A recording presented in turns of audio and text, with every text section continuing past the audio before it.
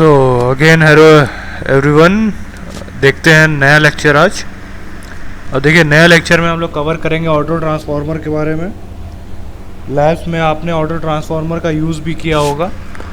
देखिए auto transformer का use क्यों होता है। देखिए एक तो पहली चीज़ इसकी एफिशिएंसी बहुत ज़्यादा हाई होती है, और दूसरा आप इसमें वोल्टेज को आसानी से वेरी कर सकते हैं, अपने यूज़ के लिए यूज़ कर सकते हैं, मतलब लैब्स के लिए या फिर किसी भी चीज़ के लिए। लेकिन ये आइसोलेशन आपको प्रोवाइड नहीं करता, जो कि आपका एक सिंपल सा 2 वाइंडिंग ट्रांसफार्मर प्रोवाइड करता है।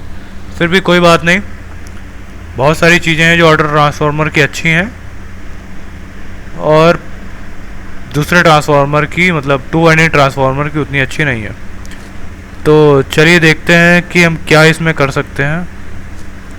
देखिए आपको पता है कि 2 वाइंडिंग ट्रांसफार्मर कैसा होता है। ये तो हो गई इसकी प्राइमरी साइड, और ये है आपकी सेकेंडरी साइड। ठीक, ये है इसका डॉट और यहाँ पे है प्राइमरी का डॉट, यानी करंट एंटर हो रही है I1 और यहाँ से करंट लीव कर रही है I2। ठीक, तो देखिए कनेक्शन क्या क्या हो सकते हैं कि आप इस पॉइंट को और इस पॉइंट को, इस पॉइंट को और इस पॉइंट को आप ऐसे जोड़ो कि ये दोनों सीरीज में आ जाएं। ठीक, मतलब ये पॉइंट उठ के यहाँ आ जाए तो कुछ वोल्टेज का एडिशन हो जाएगा। तो वही हम ऑटो ट्रांसफार्मर में करते हैं। क्या होता है, देखिए इसका V2 है, प्राइमरी साइड और सेकेंडरी साइड का हम अरेंजमेंट ऐसा कर देते हैं कि हमको वोल्टेज जो है वो मैग्नीफाइड मिले। ठीक, या फिर हमारा वोल्टेज बहुत ज़्यादा है तो हम उसको ऐसे कनेक्ट कर देते हैं कि सेकेंडरी साइड का वोल्टेज हमें कम मिले। तो अब देखिए I1 जो करंट है ये प्राइमरी करंट है और I2 जो है वो सेकेंडरी करंट है। मतलब I1 सेम रहेगी, I2 सेकेंडरी में सेम रहेगी। ठीक, चेंज कहाँ पे आएगा, सिर्फ इस कॉमन वाइंडिंग में। और यही कॉमन वाइंडिंग हमें बहुत फ़ायदा देती है बहुत सारी चीज़ों में।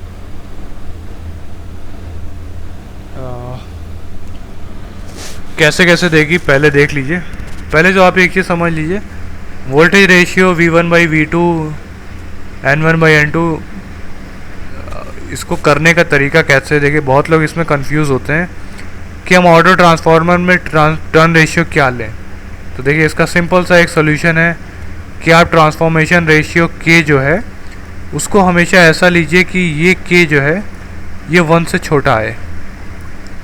ठीक, इस चीज़ का बस ध्यान रखिए, आपको कभी भी दिक्कत नहीं होगी कि आपको V1/V2 लेना है या फिर V2/V1 लेना है। इन सब पचड़ों में आपको पढ़ना नहीं पड़ेगा। क्यों? क्योंकि आपको पता है कि K को आपको हमेशा 1 से छोटा लेना है। ठीक, तो अब आगे बढ़ते हैं।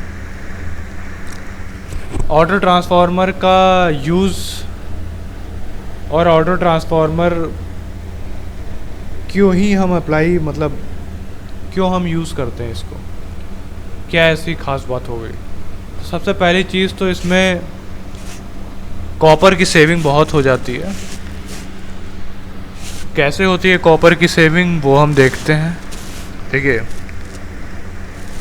Weight of the copper proportional होता है आपका जो भी नंबर ऑफ टर्न है इनटू करंट। तो N1 - N2 into I1, N1 - N2 minus into I1 इस वाले पोर्शन में। सिमिलरली सेकेंड वाला पोर्शन जो था जिसका टर्न रेशियो N2 था, करंट उसमें कितनी फ्लो हो रही है I2 - I1। ठीक, तो ये तो उसका वेट हो गया। तो टोटल वेट ऑफ कॉपर जो था वो आपने सम कर दिया, थोड़ा सा सॉल्व किया और N1 I1 इक्वल्स टू यानी EMF बैलेंस का यूज़ किया तो आपको ये चीज़ मिल गई। ठीक, अगर आप 2 वाइंडिंग ट्रांसफार्मर की बात करो तो वो आता है N1 I1 minus of N2 I2, यानी कि जो वेट ऑफ द कॉपर है वो ट्वाइस है as compare to two winding transformer. ठीक, आपने यहाँ पे देखिए रेशियो इन्होंने निकाला भी है। Weight of auto transformer of copper, weight of auto transformer sorry copper of to winding transformer, वो इन्होंने यहाँ पे लिख दिया है। सो इसे आपने थोड़ा सा और सॉल्व किया तो आपको एक एक्सप्रेशन मिल गया है ये वाला। ठीक, तो आपको यहाँ से मोस्टली ये वाला एक्सप्रेशन ज़्यादा इम्पोर्टेंट है। तो आपको यहाँ से क्या पता चला कि अगर आपको weight of to winding transformer का पता है कॉपर का, और आपको टर्न रेशियो पता है, तो आप वेट पता लगा सकते हैं कॉपर का in the terms of two winding sorry auto transformer. अब यहाँ पे आता है कि एडवांटेजेस क्या हैं ऑटो ट्रांसफार्मर के। सो एडवांटेजेस को देखते हैं। पहला चीज़ एडवांटेज साइज़ का 50%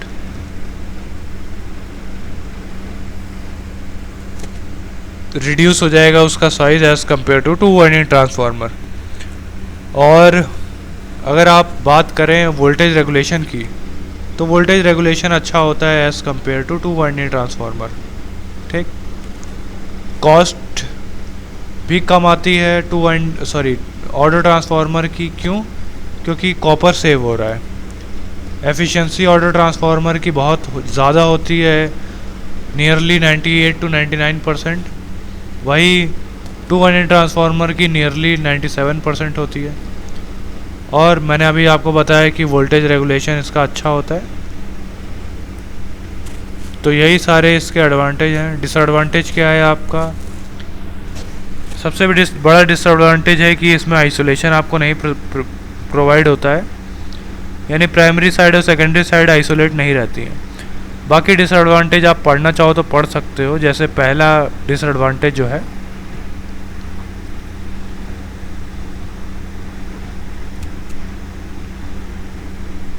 इसमें ये बताया गया है कि कंडक्टिविटी जो होती है प्राइमरी और सेकेंडरी साइड की वो डिफरेंट होती है। सो आपको सर्किट ऐसे डिज़ाइन करना पड़ता है कि आपकी जो लो वोल्टेज साइड सर्किट है वो ब्रेक डाउन ना हो। अब देखिए सेकंड पॉइंट में बोला गया है कि जो लीकेज फ्लक्स है वो बहुत कम होगा, क्योंकि इस बार हमने कंडक्टिविटी का भी यूज़ किया है। ठीक, तो उससे क्या होगा कि आपका जो इंडक्टेंस है वो बहुत लो हो जाएगा। तो मान लीजिए आपकी कोई भी फॉल्ट आता है, उस केस में क्या होगा, उस केस में जो फॉल्ट करंट होगी वो इतनी ज़्यादा होगी कि आपका पूरा का पूरा ट्रांसफार्मर जल सकता है। आपको पता है कि लीकेज फ्लक्स से और इम्पीडेंस का क्या रिलेशन है। ठीक, तो हमेशा हम अवॉइड करते हैं कि ये कंडीशन ना आए। तो इस चीज़ के लिए हम क्या करेंगे, थोड़ा सा ट्रांसफार्मर के पहले कुछ रेजिस्टेंस का यूज़ कर लेंगे, ताकि ओवरऑल रिएक्टेंस या फिर इम्पीडेंस जो है वो इम्प्रूव हो जाए। सो बाकी और भी चीज़ें दी गई हैं, आप चाहो तो इसे देख लेना, उतना ज़्यादा कुछ है नहीं इसमें।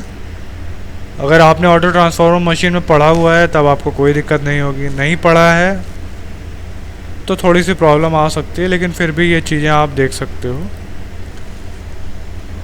डॉट का ध्यान रखिएगा। ठीक, सो आई थिंक आपको सारी चीज़ें ऑटो ट्रांसफार्मर में समझ में आ चुकी होंगी। अब अगर कोई इशू आता है तो इसे हम आगे लेक्चर्स में भी कवर कर सकते हैं। तो ठीक है बच्चों, थैंक यू।